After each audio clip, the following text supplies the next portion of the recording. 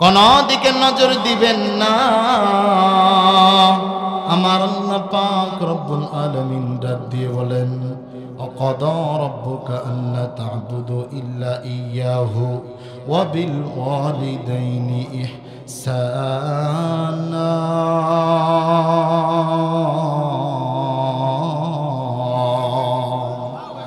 আমার আল্লাহ পাক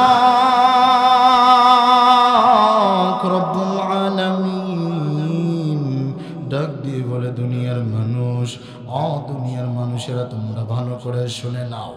অকদা রব্বুকা আল্লা তা'বুদু ইল্লা ইয়াহু ওয়া বিল ওয়ালিদাইনি ইহসানা, তোমরা সর্বপ্রথম আমি আল্লাহর ইবাদত বন্দেগী করবা, এরপরে ওয়া বিল ওয়ালিদাইনি ইহসানা, এরপরে তোমরা তোমাদের পিতামাতার খেদমত করবা। কথা আমি মোল্লার না আল্লাহর। এ মুসলমানের আওয়াজে বলেন কথা কার? পিতামাতার খেদমতকে আল্লাহ পাক রব্বুল আলামিন ফরজ করে দিলেন। ও বাজান, এটা কোনো করুণা নয়, এটা কোনো দয়া নয়, এটা কোনো সাহায্য নয়, স্বয়ং আমার আল্লাহ পাক রব্বুল আলামিন এটা দুনিয়ার মানুষদের উপরে এরকম ভাবে খেদমতটাকে ফরজ করে দিলেন। আগো বন্ধুরা, ভালো করে বুঝবেন, আল্লাহর নবীজি সাল্লাল্লাহু আলাইহি ওয়াসাল্লাম প্রথম সিঁড়িতে পা রাখলেন, আমিন বললেন। দ্বিতীয় সিঁড়িতে পা রাখলেন, আমিন বললেন। তৃতীয় সিঁড়িতে পা যখন রাখলেন তখনও আমিন বললেন। সাহাবায়ে কেরাম জিজ্ঞাসা করলেন, ইয়া রাসূলুল্লাহ, ইয়া হাবিবাল্লাহ, ওগো নবীজি, আপনি যখন সিঁড়ির মধ্যে পা রাখলেন তখন কেন আমিন বললেন?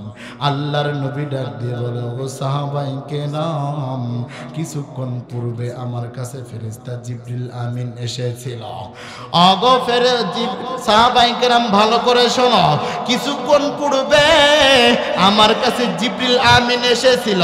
জিবরিল আমিন আসার পরে বলে, দুনিয়ার মধ্যে যারা আপনার নবীর নাম শোনার পরে দরুদ পড়বে না তারা ধ্বংস হয়ে যাক। আমি নবী আমিন বলছি, জিবরিল আমিনও আমিন বলছে, আল্লাহ পাকও আমিন বলছে। দ্বিতীয় নাম্বার, যারা পিতা মাতা পাইয়া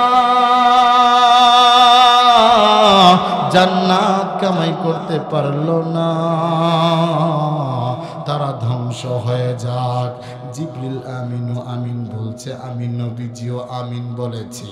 তৃতীয় নাম্বার, যারা রমাদান মাস পাওয়ার পরে নিজের জীবনের গুনাহ মাফ করাইতে পারল না তারা ধ্বংস হয়ে যাক। জিবরিল আমিনও আমিন বলেছে, আমি নবীও আমিন বলেছি। ওগো পাটানুসার মুসলমান, ভালো করে শুনে যান, তাহলে পিতা মাতা পাওয়ার পরে জান্নাত কামাই না করতে পাওয়া ধ্বংসের কথা বললেন। কথা বলেন ঠিক কিনা? সম্মানিত উপস্থিতি, একজন সাহাবায়ে কেরাম আমার নবীর দরবারে আসছে। ওগো নবীজি,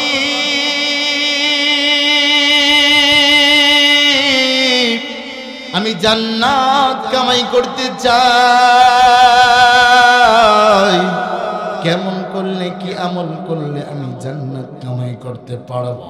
এবার আমার আপনার নবী ডাক দিয়ে বলে, তোমার ঘরে কি তোমার মা আছে নাকি? বলে, হ্যাঁ আমার মা আছে। বলে, তোমার ঘরে তোমার বাবা আছে নাকি? হ্যাঁ বাবাও আছে। বলে, তুমি তোমার মায়ের খেদমত করো, বাবার খেদমত করো, তাহলে তুমি জান্নাত কামাই করতে পারবা। জোরে বলুন না সুবহানাল্লাহ। সম্মানিত উপস্থিতি, পিতা মাতা এমন এক জিনিসের নাম, মা যদি আবার আপনার জন্য দোয়া করে, এই দোয়া আল্লাহ পাক রব্বুল আলামিন ফালায়া দেয় না। এমন কি শুধু দোয়া নয়, যদি বরদোয়াও করে, এই বরদোয়াটা আল্লাহ পাক রব্বুল আলামিন কবুল করে নেয়। সম্মানিত উপস্থিতি, একটা ওয়াকিয়া যদি বলি তাহলেই ভালো করে বুঝবেন, কারণ আমি কোনো ভূমিকা নিচ্ছি না গো বাজান, ডাইরেক্ট আমি আমার আলোচনার মধ্যে চলে গেলাম।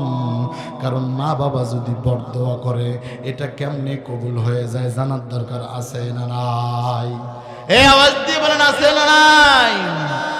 এরকম একজন আবেদ নাম হলো জুরাইস। এই জুরাইস আল্লাহ পাক রব্বুল আলামিনের একজন গোলাম, ইবাদত বন্দেগী করে, আল্লাহ পাক রব্বুল আলামিনের কাছে দোয়া করে। এরকম ভাবে জুরাইস নামাজের মধ্যে দাঁড়াইছে, মা আসিয়া ঘরের দরজার মধ্যে নক করছে, বাবা জুরাইস ঘরে আসো নাকি? ঘরে থাকলে ঘরের দরজাটা খুলে দাও। কিন্তু জুরাইস তো নামাজে দাঁড়াইছে। জোরাইস চিন্তা করে, সলাতিও উম্মি, আমি কি এখন নামাজ পড়বো না মায়ের ডাকে সাড়া দিয়ে ঘরের দরজা খুলে দিব? এমন করতেই মা ঘরের দরজার সামনে থেকে চলে যায়। পরের দিন আবারও এমন সময় আসছেন যে সময় জোরাইস নামাজের মধ্যে দাঁড়াইছে, মা ঘরের দরজার মধ্যে নক করে, বাবা জোরাইস, বাবা জুরাইস ঘরের দরজাটা খোলো, আমি তোমার মা। কিন্তু জুরাইস তো নামাজের মধ্যে দাঁড়াইছে। জুরাইস চিন্তা করে, সলাতিও উম্মি, আমি কি এখন নামাজ ছেড়ে দিব নাকি মার কাছে চলে যাব? এবারও মা চলে গেলেন। তৃতীয় দিনও আসলেন। আসার পরে ঘরের দরজার মধ্যে নক করলেন, বাবা জুরাইস ঘরের মধ্যে আসো নাকি? থাকলে ঘরের দরজাটা খুলে দাও। এবার জুরাইস নামাজের মধ্যে দাঁড়াইছে, সলাতি উম্মি, আমি কি নামাজ পড়বো না মায়ের ডাকে ঘরের দরজা খুলে দিব? এমন তো অবস্থায় মা দাঁড়ানো থাকা অবস্থায় মা এক পর্যায়ে রাগ করে বলে, ঘরের দরজা খুলে মায়ের চেহারা দেখলি না? এই ঘরের দরজা খুলে যেন তোর বেশ্যার চেহারা দেখা লাগে। ওই সময় একজন যুবতী এক রাখালের সঙ্গে জিনা করিয়া পেটের মধ্যে বাচ্চা আসছে, কিন্তু এই রাখাল জানতে পারল,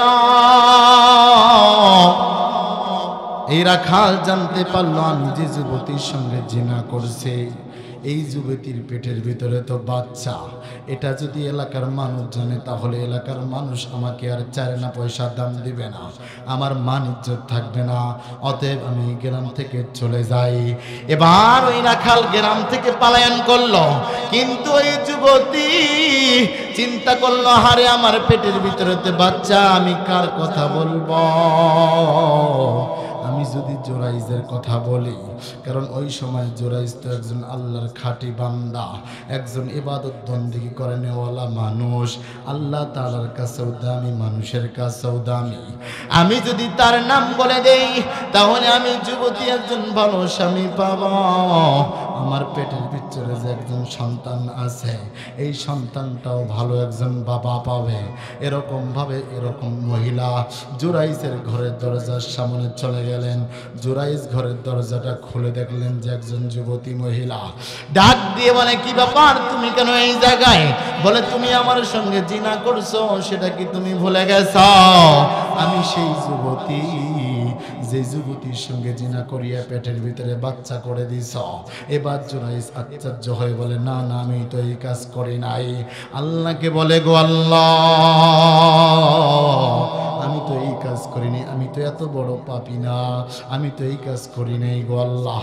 ইলহামের মাধ্যমে আওয়াজ আসে, জোরাইজ তোমার মা দোয়া করেছে, তোমার মা দোয়া করেছে,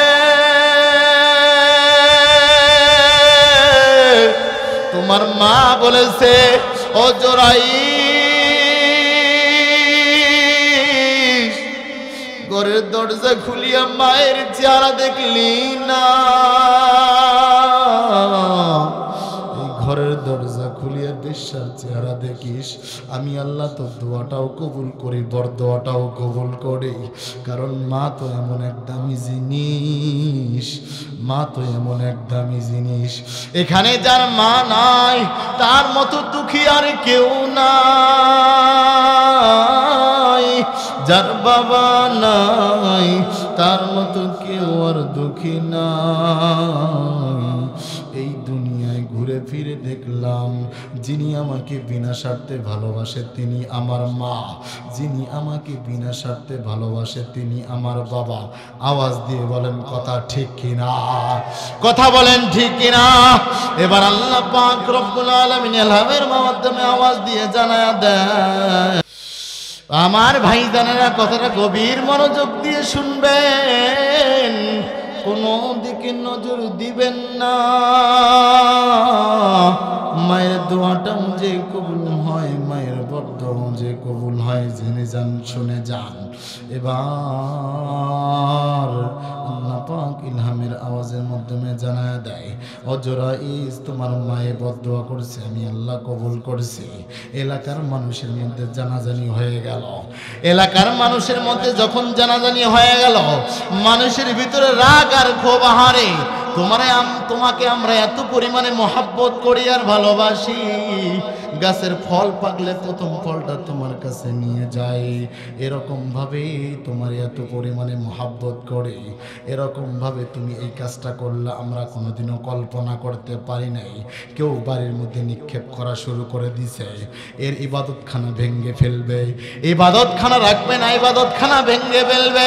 আর জুরাইজ আল্লাহকে বলে, আল্লাহ এত বড় পাপী তো আমি না, এত বড় পাপ কাজ তো আমি জুরাইজ করতে পারি না গো আল্লাহ। সমস্ত মানুষগুলো আমাকে দোষী সাব্যস্ত করতেছে, আমাকে গালাগালি করতেছে। এই মুহূর্তে আমি জুরাইজের মুখে কোনো কথা নাই, আমি জুরাইজ তাদেরকে কি বলবো? যারা আমাকে এত ভালোবাসলো তারা কিভাবে আমার এত পরিমাণে কষ্ট দেয়। ও পাঠানো স্যার মুসলমান, ভালো করে শুনে যান,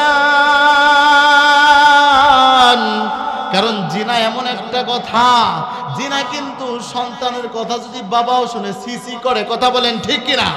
সব কিছু ঢেকে রাখা যায়, জিনাটা কিন্তু ঢেকে রাখা যায় না। মায়ে সিসি করে, হারে তোরে এত কষ্ট করে বড় করলাম, তুই আমার মায়ের মুখে চুনকালি লাগাবি, আমি বাবার মুখে চুনকালি লাগাবি, এটা কখনো ভাবতে পারি না। কথা বলেন ঠিক কিনা? এভাবে বলে কিনা বলেন? কারণ জিনা এটা কেউ সহ্য করতে পারে না, এটা কেউ মেনে নিতে পারে না। এবার আল্লাহ পাক রব্বুল আলামিন ইলহামের মাধ্যমে আওয়াজ দিয়ে জানায় দে, জুরাইজ তুমি তোমার দোষটাকে এরকম সাব্যস্ত করতে পারবা, সবার সামনে সেটা জেনে যাবে সবাই। তুমি তার চুলটা ধরে টান দিয়ে বলে, বালক এ শিশু, তোমার যে বাবা সে বাবাকে। আল্লাহ পাক রব্বুল আলামিন অসম্ভবকে সম্ভব করাই কার কাজ? জোরে বলেন কার কাজ?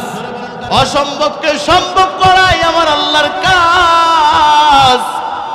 বলে বাচ্চার চুল ধরবার আমি আল্লাহ, ওই শিশুর জবান দিয়ে কথা বের করে দিব আমি আল্লাহ। সুবহানাল্লাহ জোরে বলেন।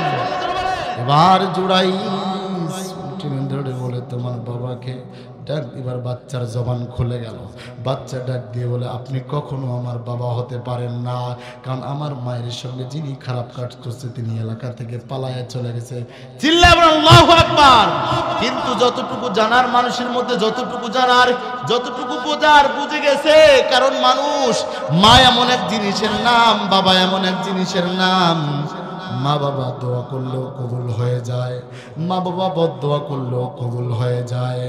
মা বাবা এমন এক জিনিসের নাম, আপনি গরিব হতে পারেন, আপনার টাকা না থাকতে পারে, মা আর বাবা যদি আপনাকে দোয়া দিয়ে দেয়, রে সন্তান আমার জন্য এত কষ্ট আর পরিশ্রম করলি, তোর জন্য কিছু দিতে পারলাম না, দোয়া দিয়ে দিলাম, আল্লাহ পাক যেন তোকে অনেক বড় বানিয়ে দেয়। এই যে আমাদের মুহাব্বতের মানুষ মাওলানা আওলাদ হুজুর, এনাকে আল্লাহ পাক রব্বুল আলামিন এমনি এমনি এত বড় সম্মানী হতে পারে নাই, মা বাবার দোয়ার বদলতে। কথা বলেন ঠিক কিনা? আজকে নিজ যোগ্যতা এখানে বসতে পারি নাই, ও বাবা জান, মা বাবার দোয়া ছাড়া এখানে আসতে পারি নাই। যার প্রতি মা বাবার দোয়া আছে সে অনেক উপরে চলে যায়, কারণ সন্তানের প্রতি যখন মা বাবা খুশি হয়ে যায়, মা বাবা যখন খুশি হয়ে যায়, মা বাবা তার জন্য দোয়া করে, আল্লাহ আমার সন্তানটার ইজ্জত সম্মান তুমি বাড়ায়া দিও। সুবহানাল্লাহ জোরে বলেন। আশরাফ আলী থানভী রহমাতুল্লাহি আলাইহি উনি ওনার কিতাবের ভিতরে লেখেন, কোন সন্তান যদি মা বাবার সঠিকভাবে খেদমত করে গো, আল্লাহ পাক রব্বুল আলামিন তার দুনিয়ায় 4টা পুরস্কার দিবে। কয়টা জোরে বলেন? এ মোহাব্বতের আওয়াজে বলুন কয়টা? আরো জোরে বলুন কয়টা? 4টা পুরস্কার দিবে। শোনার দরকার আছে না নাই? শেষ সময় বলে দিব ইনশাআল্লাহ। তার আগে বলি, একজন সাহাবী আমার আপনার নবীর কাছে গেছে, গিয়ে বলে, নবীজি ওগো পয়গম্বর, আমি কার খেদমত করব? আল্লাহর নবী ডাক দিয়ে বলে, উম্মুকা, তুমি তোমার মায়ের খেদমত করবা। এবার সাহাবী ডাক দিয়ে বলে, দ্বিতীয়বার আমি কার খেদমত করব? আল্লাহর নবী ডাক দিয়ে বলে, উম্মুকা, তুমি তোমার মায়ের খেদমত করবা। সাহাবী আবার ডাক দিয়ে বলে, ইয়া রাসূলুল্লাহ, ইয়া হাবিবাল্লাহ, ওগো নবীজি, তৃতীয়বার আমি কার খেদমত করব? নবী ডাক দিয়ে বলে, উম্মুকা, তুমি তোমার মায়ের খেদমত করবা। চতুর্থবার সাহাবী জিজ্ঞাসা করলেন, ইয়া রাসূলুল্লাহ, ইয়া হাবিবাল্লাহ, নবী গো, চতুর্থবার আমি কার খেদমত করব? আল্লাহর নবী ডাক দিয়ে বললেন, আবুকা, তুমি তোমার বাবার খেদমত করবা। আল্লাহর নবী 3বার মায়ের কথা বললেন, 1বার বাবার কথা বললেন। মোহাব্বতে বলুন তো, মায়ের খেদমতের কথা কয়বার বললেন? এ মোহাব্বতে আওয়াজে বলুন কয়বার? বাবার কথা কয়বার বললেন? এখানে কোরআনুল কারীমের মধ্যে আল্লাহ পাক রব্বুল আলামিন বলেন, কারণ আল্লাহ পাক রব্বুল আলামিন কোরআনুল কারীমের মধ্যে কথাগুলোকে কোট করে দিয়েছেন, মুফাসসিরিন কিরামেরা তা ব্যাখ্যা করেছেন, সাহাবায়ে কেরামেরা তা জাতির সামনে বলে দিয়েছেন। কেন না, এই 3বার যে নবীজি মায়ের খেদমতের কথা বললেন, মা এত কষ্ট করে যা বাবা করে না। কারণ মা 9 মাস 10 মাস 10 মাস 10 দিন পেটে ধরে, বাবা ধরে না। কথা বলেন ঠিক কিনা? দ্বিতীয় নাম্বার, মায়ের যে প্রসবের একটা বেদনা, যেদিন সন্তান দুনিয়ায় আসে, এখানে আমার বাজানেরা বসা, এখানে অনেক যুবকেরা বসা, যাদের ঘরে সন্তান জন্মগ্রহণ করছে তারাই বলতে পারবে, সন্তান যখন বিবির পেটের ভিতরে চলে আসে, রাত্রেবেলা কান্না করে বলে, স্বামী আমার, তুমি আমাকে মাফ করে দাও, আমি অনেক ভুল করে ফেলেছি গো, অন্যায় করে তোমার সাথে বেয়াদবি করে ফেলেছি, বুঝে না বুঝে অপরাধ করে ফেলেছি, স্বামী আমার, তুমি আমাকে মাফ করে দাও। ডুকরায় ডুকরায় স্বামীর কাছে মাফ চায়। কথা বলো ঠিক কিনা? যখন পেটের ভিতরে জ্বালাতন হয়, তখন এরকম ভাবে স্ত্রী কান্না করে করে স্বামীর কাছে মাপ চায়। দ্বিতীয় নাম্বার, এরকম ভাবে প্রসবের যে একটা যাতনা, এরকম ভাবে মুফাসসিরিন কিরামেরা ব্যাখ্যা করেছেন, প্রসবের যে একটা কষ্ট, এটা যদি 7 আসমানের উপরে, এরকম জমিনের 7 আসমানের রাখা হয়, আসমানটা ফেটে যাবে, এর ভার সহ্য করতে পারবে না। তৃতীয় নাম্বার, 2 থেকে 2.5 বছর দুধ পান করায়, যেটা বাবার দ্বারা সম্ভব না। কথা বলেন ঠিক কিনা? মা এত পরিবারে কষ্ট করেন। ও পাটানোসার মুসলমান, যাদের মা নেই তাদের হয়তো বুঝে এসে যাবে, মা অনেক বড় দামি একটা সম্পদ, বাবা অনেক বড় দামি একটা সম্পদ। কারণ কোনদিন তুমি আমি মা বাবার ঋণ শোধ করতে পারবো না। আজকে তোমার টাকা হয়েছে, বাড়ি হয়েছে, গাড়ি হয়েছে, তুমি মনে করতেছো মার সঙ্গে ঝগড়া করিয়া এক সময় বলো আমি টাকা পয়সা দিয়ে মার ঋণ শোধ করব। একদিন সন্তান মাকে ডাক দিয়ে বলে, মা তুমি আমার জন্য অনেক কষ্ট স্বীকার করেছো, ত্যাগ স্বীকার করেছো গো মা, আমি তোমার ঋণের মূল্য দিতে চাই। মা চোখের পানি ফালায়া কান্না করে বলে, সন্তান তুই আমার ঋণের শোধ করবি। আহারে, তোর জন্য এত কষ্ট করলাম আমি, আর তুই সন্তান আমার ঋণ শোধ করবি? বলে, হ্যাঁ মা, আমি ঋণ শোধ করব। বলে, ঠিক আছে, ঋণ শোধ করা লাগবে না, রাত্রেবেলা তুই একটা ডিম নিয়ে ঘুমায়া যাবি, সকালবেলা ডিমটা আমারে দিবি, এরপরে আমি মা তোর ঋণ শোধের কথা বলবো। সন্তান মার কথা শুনিয়া হাসে আর বলে, এটা একটা কথা হইল নাকি? এটা তো আমার জন্য একদম সহজ উপায়, সহজ ব্যাপার। এবার সন্তান ডিমটা নিয়ে রাত্রেবেলা শুইতে গেছে। মানুষ যখন একদম ঘুমে বিভোর হয়ে যায়, তখন কিন্তু কিছুই আর সঠিকভাবে বলতে পারে না। কথা বলেন ঠিক কিনা? এবার সন্তান ডিমটা নিয়ে রাত্রেবেলা ঘুমাইতে গেছে বিছানায়। মাঝরাত যখন হইয়া যায়, ডিমটা হাতের মধ্যে নিয়ে শুয়ে আছে, তখন যেন ডিমটা হাত থেকে বিছানার উপর পড়ে যায়। পড়ে গিয়ে কেমন জানি তার শরীরের নিচে পড়ে যায়। এক পর্যায়ে ডিমটা ভেঙে বিছানার মধ্যে এরকম ভাবে নষ্ট হয়ে যায়। সকালবেলা ঘুম থেকে উঠে দেখে হাতের মধ্যে ডিম নাই।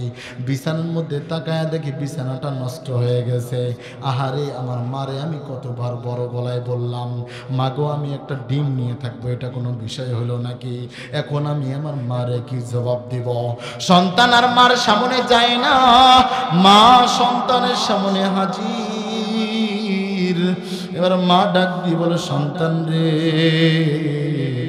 আমি তোরে একটা ডিম দিছিলাম, সেই ডিমটা আমারে ফিরায় দে। এবার সন্তান ডাক দিয়ে বলে, মা গো মা, ডিমটা তো রাতের বেলা নিয়েছিলাম কিন্তু রাখতে পারিনি, হেফাজত করে ডিমটা নষ্ট হয়ে গেছে গো মা। এবার মা ডাক দিয়ে কয়, এক রাতের একটা ডিম তুই হেফাজত করতে পারো না, অথচ আমি দিনের পরে দিন, রাতের পরে রাত তোরে পেটে নিয়ে ঘুরলাম। রাত্রেবেলা যখন শুইতে গেছি, তুই আমার পেটের ভিতরে লাথি মারছ, আমি ডান দিক থেকে সোজা হইছি। আবার তুই পেটের ভিতরে লাথি মারছ, আমি সোজা থেকে আবার বাম দিক হইছি। আবার তুই পেটের ভিতরে লাথি মারছ, আমি শোয়া থেকে উঠে বসে গেছি। বসে বসে কান্না করছি আর বলছি, আল্লাহ যত কষ্ট দিবা আমাকে দাও, আমার সন্তানকে কষ্ট দিও না। আমার পেটে আমার সন্তান কেমন অবস্থায় আছে আমি জানি না, তবে তোমার কাছে দোয়া করি, আল্লাহ আমার সন্তানটা যেন ভালোই ভালোই দুনিয়ায় আসে। এ সন্তান, তুমি নতুন বিবি পাইয়া মারে ভুলে গেছ, মারে কষ্ট দাও, বাবারে কষ্ট দাও। মনে রাখবা, মা বাবা তুমি তোমার প্রতি খুশি তো আমার আল্লাহ তোমার প্রতি খুশি। মা বাবা যদি বেজার হইয়া যায়, জান্নাতের আশা করিও না রে সন্তান। শুধু তাই নয়, মা যদি এরকম ভাবে হিন্দুও হয়, বৌদ্ধও হয়, খ্রিস্টানও হয়, নাসারাও হয়, মুশরিকাও হয়, তবুও কিতাবের ভিতরে আসছে মার সঙ্গে কখনো সন্তান তুই খারাপ ব্যবহার করবি না। এটা কথা দুনিয়ার কোনো মানুষের নয়, আমার আল্লাহ এবং তার রাসূলের। ও পাঠানোসার মুসলমান, কেমনে বুঝাইলে বুঝবেন? আল্লাহর নবীর একজন সাহাবা, নাম তার আলকমা রাদিয়াল্লাহু তাআলা আনহু। আলকমা রাদিয়াল্লাহু তাআলা আনহু অসুস্থ হয়ে গেছে। এই খবর আমার নবীর কাছে চলে গেছে, আপনার প্রিয় সাহাবী আলকমার অসুস্থ। আল্লাহর নবী সাহাবা পাঠালেন, যাও তারে গিয়ে কালেমার তালকিন দাও। এবার সাহাবী এসে কালেমার তালকিন দেয়, তার জবান দিয়ে কালেমা বের হয় না। এই খবর আমার আপনার নবীর কাছে পৌঁছে গেছে। আপনার সাহাবী তার জবান দিয়ে তো কালেমা বের হয় না, বাকি সাহাবারা তো কালেমার তালকিন দেয়, বের হয় না। বলে তার কে মা জীবিত আছে নাকি? বলে হ্যাঁ। তার মাকে গিয়ে বলবা, তার মা যদি আমার দরবারে আসতে পারে তাহলে যেন আসে, আর যদি না আসতে পারে আমি নবী তার কাছে চলে যাব। এবার সাহাবী গিয়া তার ওই বুড়িমাকে বললেন, ওগো মা, নবীজি বলেছেন, নবী আপনাকে ডাকার কথা বলেছেন, আপনি যদি যাইতে পারেন তাহলে যাবেন, আর যদি যাইতে না পারেন তাহলে নবী আপনার কাছে আসবে।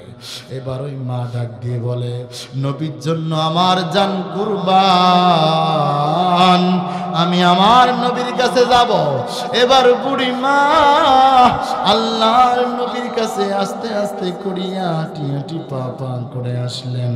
আসার পরে নবীজিকে সালাম দিলেন, আসসালাতু ওয়াসসালামু আলাইকা ইয়া রাসূলুল্লাহ ইয়া হাবিবাল্লাহ। ওগো নবীজি, আপনি আমাকে ডেকেছেন গো নবী, আপনার দরবারে আমি আসলাম। এবার আল্লাহর নবী ডাক দিয়ে বলে, ওগো মা,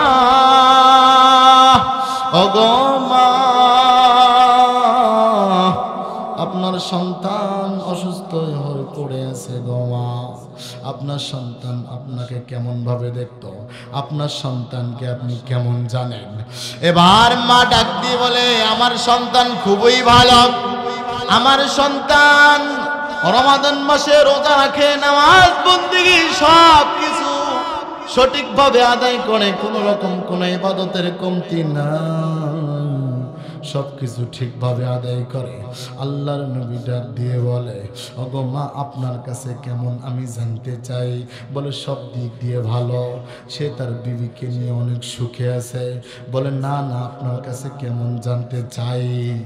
এবার ওই বুড়ি মহিলা ডাক দিয়ে বলে, সন্তান এরকম বিবিকে নিয়ে অনেক বেশি ভালো আনন্দে থাকতো, কিন্তু আমি মা খাইলাম না, খেলাম না, রাত্রে বড় সুস্থ না অসুস্থ, এই ব্যাপারে আমার সন্তান কোনো খোঁজ খবর নিত না। এ কথা বলিয়া বুড়ি মা চোখের পানি ঝরায় ঝরায় কাঁদে, আর ডাক দিয়ে বলে, আমার সন্তান আমার এরকম খোঁজ খবর নিত না। নবীজি ডাক দিয়ে বলে, এই জন্যই তো আপনার সন্তানের জবান দিয়ে কালেমা বের হয় না। আপনার সন্তানের প্রতি আপনার অবস্থান জানায় দেন। বলে, আমি আমার সন্তানকে কখনোই মাফ করব না। এবার আল্লাহ নবী ডাক দিয়ে বলেন, বেলাল, লাকড়ির ব্যবস্থা করো, আমি আলকমার পোড়ায় ফেলবো। এরকম বেলাল যখন লাকড়ির ব্যবস্থা করতে গেলেন, আলকামারের বা ডাক দিয়ে বলে, সত্যি সত্যি কি আমার সন্তানটারে পুড়ে ফেলবেন?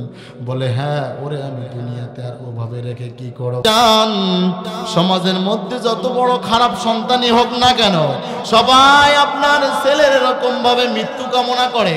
অমুক ছেলেটা মরে না কেন, অমুক ছেলেটার চরিত্র ভালো না, আমার ছেলেটা ওর সঙ্গে মেশার কারণে আমার ছেলেটাও নষ্ট হয়, এরকম বলে কি বলে না?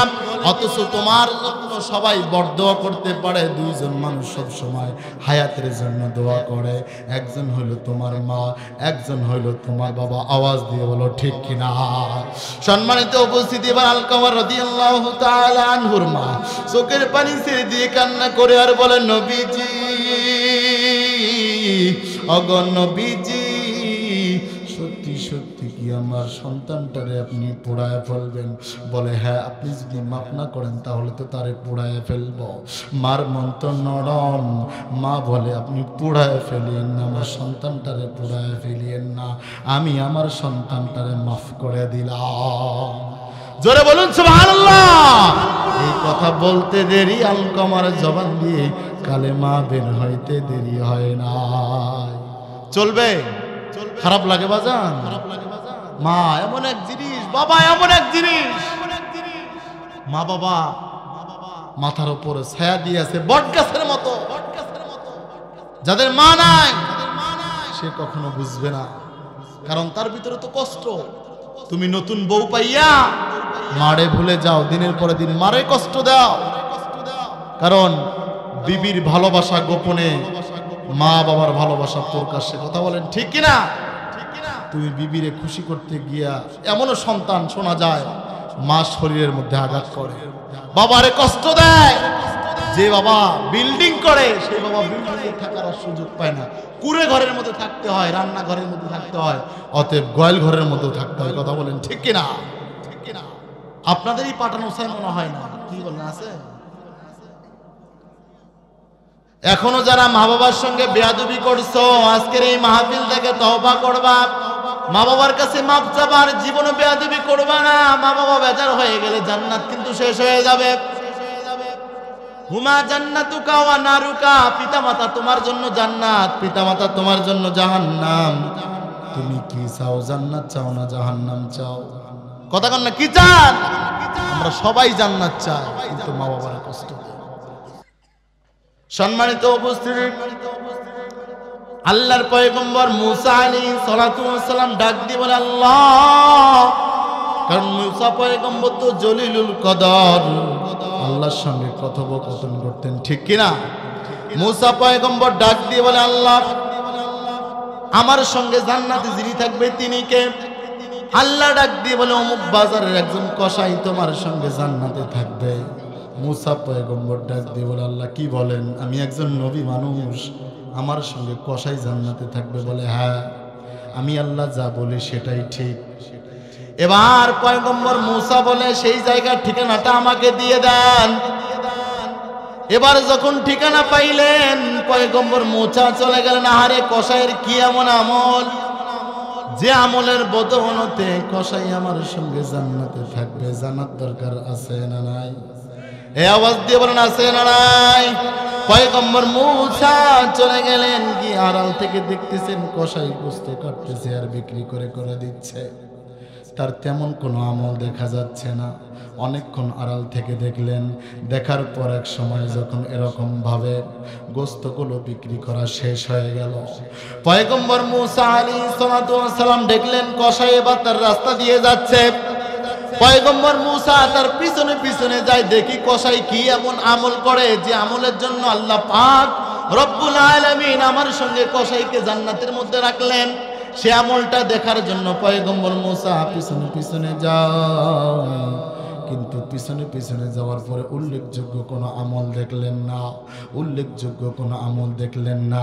এক পর্যায়ে পয়গম্বর মুসা কসাইয়ের সামনে চলে গেলেন, গিয়ে বললেন, ভাই আমি আপনার বাসার মেহমান হতে চাই, যদি আপনার কোনো আপত্তি না থাকে।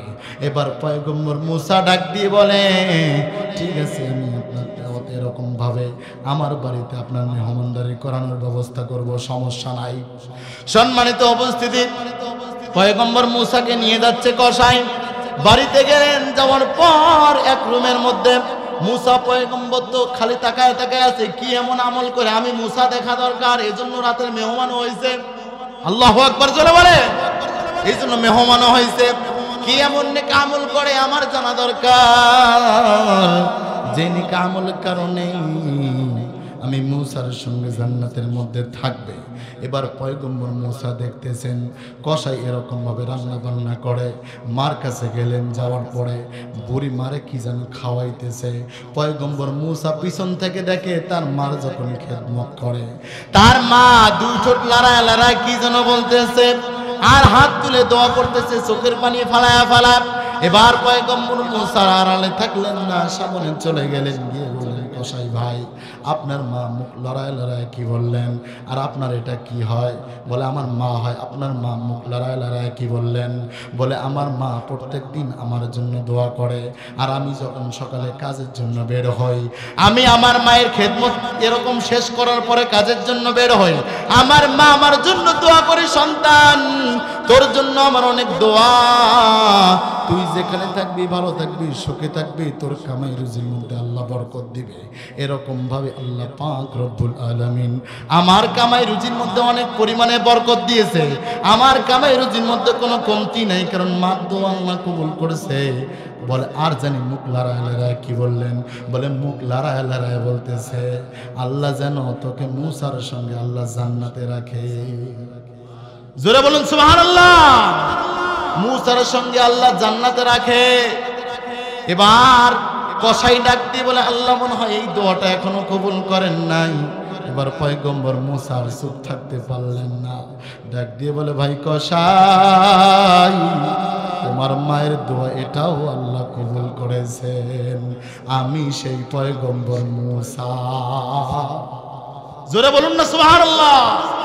তুমি তোমার মায়ের দিকে নেক নজরে তাকাবা, আল্লাহ পাক রব্বুল আলামিন তোমার আমল নামায় কবুল হজের সওয়াব দিবে। সুবহানাল্লাহ জোরে বলেন। এক সাহাবা জিজ্ঞাসা করলেন, ইয়া রাসূলুল্লাহ, ইয়া হাবিবাল্লাহ, আমি যদি আমার মায়ের প্রতি একবার নেক নজরে তাকাই তাহলে একবার কবুল হজের সওয়াব পাবো? বলে হ্যাঁ। দুইবার যদি তাকাই তাহলে দুইবার কবুল হজের সওয়াব? বলে হ্যাঁ। 100 বার যদি আমি আমার মায়ের দিকে নেক নজরে তাকাই তাহলে কি আমি 100টা কবুল হজের সওয়াব পাবো গো নবীজি? আল্লাহর নবী ডাক দিয়ে বলে, তুমি যদি তোমার মা বাবার চেহারার দিকে নেক নজরে তাকাও, আল্লাহ পাক রব্বুল আলামিন তোমার আমল নামায় যদি 100 বার নেক নজরে তাকাও 100টা কবুল হজের সওয়াব দিয়ে দিবি। জোরে বলুন না সুবহানাল্লাহ। 4টি জিনিসের দিকে তাকাইলে সওয়াব। একটা হলো কোরআনুল কারীম, সুবহানাল্লাহ জোরে বলেন। দ্বিতীয় মা বাবা, তৃতীয় কাবা শরীফ, চতুর্থ ওলামায়ে কেরাম। এজন্য মা বাবার চেহারার দিকে নেক নজরে তাকাইলে খুশি হন কে? আরো জোরে আওয়াজ দিবেন, খুশি কে হয়? আর তুমি যুবক, এমবির জন্য মার সঙ্গে খারাপ ব্যবহার করো, বাবার সঙ্গে খারাপ ব্যবহার করো এমবির জন্য। দিনের পরে দিন বলো খেলাম না তোমার ঘরের ভাত, ভাত না খেলে কি মার কমে আসে না? এমন যুবক বলেন। বাবার সঙ্গে খারাপ ব্যবহার করো, টাচ ফোন যদি না কিনে দাও তোমার বাড়িতে থাকবো না, আহারে আফসোস, তোমার জন্য বড় আফসোস হয়। তোমার বাবা কষ্ট করে কিষান দেয় মানুষের বাড়িতে, তুমি 15-20 হাজার টাকার আবদার করো, তোমার বাবাও তো একজন মানুষ, কথা বলো ঠিক কিনা? কারণ সন্তান যদি মা বাবার কাছে আবদার করে, এই আবদার কখনো মা বাবা ফালাইতে পারে না। ভিতরে ভিতরে ফুপায় ফুপায় কাঁদে, আহারে সন্তানটা আমার কাছে এটা চাইল, আমি দিতে পারলাম না। ঈদের দিন কোনো মা বাবা চায় না আমার সন্তান পুরন কাপড় পরে ঈদের মাঠে যাক, কি বলেন ঠিক না? কোনো মা বাবা চায় না পুরন কাপড় পরে, পুরান কাপড় জামা পরে ঈদের ময়দানে যাক, এটা কোনো মা বাবা চায় না। সম্মানিত উপস্থিতি, আজকে কোন মারে তুমি গালি দাও, কোন বাবার সঙ্গে তুমি খারাপ ব্যবহার করো? সম্মানিত উপস্থিতি, আল্লাহর নবী সাহাবা আবু হুরায়রা রাদিয়াল্লাহু তাআলা আনহু এরকম ভাবে তার মা তার নির্যাতন করে, কষ্ট দেয়, রাগান্বিত হয়ে কথা বলে। আল্লাহর নবীর দরবারে গেলেন, ইয়া হাবিবাল্লাহ, ইয়া নবী আল্লাহ মুহাম্মদুর রাসূলুল্লাহ, ওগো নবীজি আপনার কাছে আসলাম, আপনি একটু আমার মায়ের জন্য দোয়া করে দেন, আল্লাহ পাক যেন আমার মারে হেদায়েত দিয়ে দেয়, কারণ আমার মা তো অন্য ধর্মের লোক, আপনি একটু দোয়া করে দেন। আল্লাহর নবী দোয়া করে দিলেন। আবু হুরায়রা দৌড়াইতেছে, বাকি সাহাবা জিজ্ঞাসা করে, ভাই আবু হুরায়রা আপনি কেন দৌড়ান? বলে আমার নবীজি দোয়া করেছেন। বলে দৌড়টা আগে পৌঁছায় নাকি আমার মায়ের দোয়াটা আগে পৌঁছায়? সুবহানাল্লাহ জোরে বলেন। আল্লাহর নবী যে দোয়া করলেন, এই দোয়াটা আগে পৌঁছায় নাকি আমার দৌড়টা আগে পৌঁছায়? আবু হুরায়রা রাদিয়াল্লাহু তাআলা আনহু দৌড় দিয়ে বাসায় চলে গেলেন। মা ঘরের দরজা খুলে ডাক দিয়ে বলে, সন্তান কই ছিলি এতক্ষণ? তোরেই তো আমি খুঁজতেছি, আয় ঘরে আয়, তোরে খাবার দেই, তাড়াতাড়ি করে খাবার খা। যেই মারে খাবারের কথা বললে মা রাগান্বিত হয়ে যায়, মারে মা বলে ডাকলো মা রাগান্বিত হয়ে যায়। সেই মা বলে, বাবা তুই কই ছিলি? তোর জন্য আমি খাবার রেডি করে বসে আছি, তাড়াতাড়ি আয়। এবার আবু হুরায়রা বলে, মা গো কি হয়েছে আপনার একটু আমারে জানায় দেন।